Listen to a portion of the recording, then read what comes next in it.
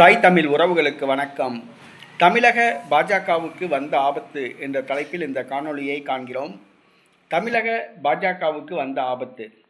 தமிழ்நாட்டில் பாஜகவுக்கு ஆதரவே கிடையாது என்பது அனைவருக்கும் தெரிந்த விஷயம். ஆனால் தமிழக பாஜகவை தலைநிமிரச் செய்தவர் அண்ணாமலை. 2021ஆம் ஆண்டு சட்டசபை தேர்தலுக்கு பிறகு தலைவராக நியமிக்கப்பட்டார்.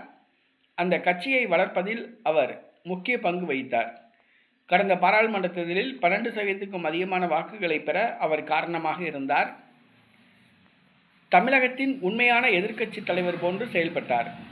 ஆனால் எடப்பாடியை கூட்டணிக்கு கொண்டு வர வேண்டும் என்பதற்காக எடப்பாடியின் கோரிக்கைக்கு இணங்கி தமிழக பாஜக தலைவர் பதவியிலிருந்து அண்ணாமலை நீக்கப்பட்டார்.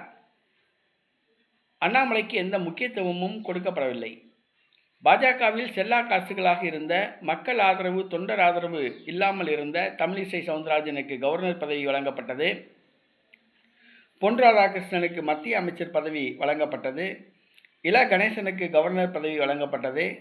சிபி ராதாகிருஷ்ணனுக்கு எம்பி, கவர்னர் மற்றும் குடியரசு துணைத் தலைவர் பதவி வழங்கப்பட்டது. ஆனால் கட்சியை வளர்த்தெடுத்த அண்ணாமலை கட்சியில் தூக்கி வீசப்பட்டார். தற்பொழுது தேர்தல் பொறுப்பு பதவியையும் கூட தூக்கி எறிந்து விட்டார் அண்ணாமலை. ஆனால் அண்ணாமலை அரசியலில் இருந்து ஒதுங்கவில்லை. அவர் அரசியலில் ஆலோசித்து வருவதாக கூறப்படுகிறது. அதாவது வருகிற சட்டசபை தேர்தலுக்கு முன்பாக அவர் பாரதிய ஜனதா கட்சியிலிருந்து வெளியேறி தனி கட்சி அமைக்கப் போவதாக கூறப்படுகிறது. அவர் உருவாக்குகிற அந்த தனி கட்சி நடிகர் விஜயுடன் கூட்டணி அமைத்து போட்டியிடும் என்று கூறப்படுகிறது. அண்ணாமலை புது கட்சி துவங்குகிறார். மேலும் நடிகர் விஜயுடன் கூட்டணி வைக்கிறார். அண்ணாமலை தமிழ்நாட்டில் ஒரு முக்கியமான எதிர்க்கட்சி தலைவராக விளங்கியவர். அவருக்கென்று தனி ரசிகர் பட்டாளம், தொண்டர்கள் உண்டு.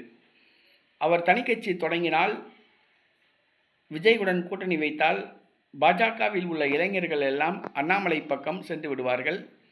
தமிழக பாஜக கூடாரம் காலியாகும் என்பது மட்டும் உண்மை. தமிழக பாஜக அண்ணாமலைக்கு முக்கியத்துவம் கொடுக்கிறதா என்பதை பொறுத்திருந்து பார்ப்போம். அண்ணாமலை தேர்தல் நேரத்தில் புது கட்சி துவங்கப் போவதாக செய்திகள் வருகின்றன. அப்படி புது கட்சி துவங்கினால் அது தமிழக பாஜகவுக்கு ஒரு மிகப்பெரிய ஆபத்தாகும்.